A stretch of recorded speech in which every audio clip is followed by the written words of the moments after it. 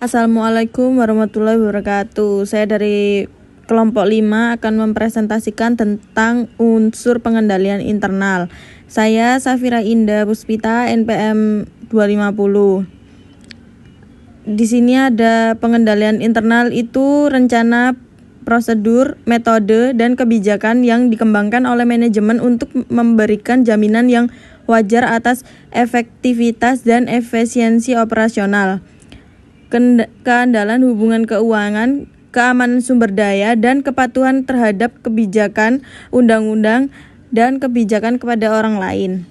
Sistem pengendalian internal juga dikenal sebagai kontrol internal yang merupakan proses yang dipengaruhi oleh personel dan sistem teknologi informasi. Pengendalian internal berisi struktur, metode, dan langkah-langkah organisasi yang terkoordinasi untuk menjaga kesejahteraan organisasi, meriksa kebenaran dan keandalan data akuntansi untuk meningkatkan efisiensi sesuai dengan pedoman manajemen. Tujuan pengendalian internal. Berikut adalah tujuan adanya sistem pengendalian internal. Ada 4. Yang pertama, melindungi kekayaan organisasi. Yang kedua, melakukan pemeriksaan pada kebenaran dan keandalan data akuntansi. Yang ketiga, meningkatkan efisiensi operasional. Yang keempat, meningkatkan kepatuhan dengan pedoman administrasi. Pengendalian internal berdasarkan tujuannya dibagi menjadi 2, yaitu yang pertama, pengendalian internal administrasi yang mencakup struktur, metode, dan tindakan organisasi. Yang kedua, pengendalian internal akuntansi yang mencakup struktur organisasi, metode, dan langkah-langkah yang terutama dikoordinasikan untuk melindungi aset perusahaan dan untuk memverifikasi keandalan data akuntansi. Ciri-ciri pengendalian internal ada 4. Yang pertama, ada pemeriksaan rutin untuk keberatan kegiatan yang akan direkam. Yang kedua, membuat laporan akuntansi transparan dan mudah ditinjau. Yang ketiga, adanya beberapa jaminan properti. Yang keempat, memilih karyawan yang kompeten dan berkualitas berdasarkan tingkat tanggung jawabnya masing-masing. Selanjutnya, komponen dari pengendalian internal. Yang pertama, penilaian risiko. Kedua, pengawasan. Ketiga, komunikasi dan informasi. Dan yang terakhir, lingkungan dan pengendalian. Unsur-unsur dari pengendalian internal. Pembagian tanggung jawab fungsional dalam organisasi ini didasarkan pada prinsip-prinsip berikut. Yang pertama, fungsi operasi dan penyimpangan dari fungsi akuntansi harus dipisahkan. Yang kedua, tidaklah mungkin untuk menetapkan fungsi yang sepenuhnya bertanggung jawab atas pelaksanaan semua transaksi. Sistem otoritas dan registrasi yang memberikan perlindungan yang memadai untuk aset, uang, pendapatan, dan pengeluaran. Di dalam organisasi, biaya setiap transaksi hanya berdasarkan persetujuan dari pejabat yang berwenang untuk menyetujui keberadaan transaksi. Oleh karena itu, sistem harus diterapkan dalam organisasi yang mengatur distribusi otorisasi untuk mengesahkan implementasi setiap transaksi. Praktik yang sehat dalam kinerja fungsi dan fungsi masing-masing unit organisasi, pembagian tanggung jawab fungsional dan sistem agensi, dan prosedur pendaftaran yang ditetapkan. Berikutnya adalah cara perusahaan dapat mempraktikkan praktik yang sehat, yaitu yang pertama, penggunaan formulir nomor seri yang dicetak, penggunaan yang harus dibenarkan oleh pihak berwenang. Yang kedua, mengontrol dengan tiba-tiba dengan jadwal yang tidak teratur.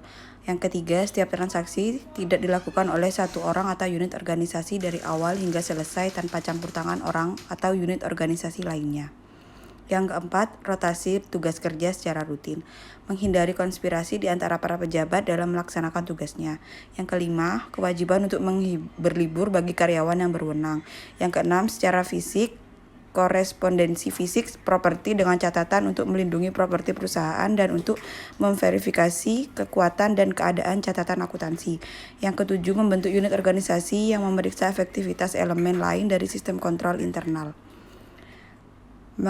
Mengaitkan karyawan berdasarkan tanggung jawab mereka. Untuk mendapatkan karyawan yang kompeten dan andal, perusahaan harus memilih opsi yang berbeda seperti yang pertama, pilih karyawan potensial yang berdasarkan persyaratan pekerjaan mereka. Yang kedua, pengembangan pelatihan karyawan pada karyawan perusahaan sesuai dengan kebutuhan pengembangan pekerjaannya. Selanjutnya, lingkupan pengawasan.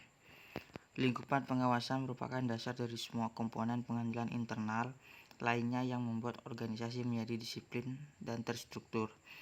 Lingkungan pengawasan mencakup suasana organisasi dan sikap manajemen serta karyawan terhadap pentingnya pengawasan yang ada dalam organisasi. Selanjutnya, pendekatan dalam perancangan pengawasan. William H. Newman menetapkan prosedur sistem pengawasan di mana dikemukakan 5 jenis pendekatan, yaitu yang pertama, merumuskan hasil yang diinginkan, yang dihubungkan dengan individu yang melaksanakan.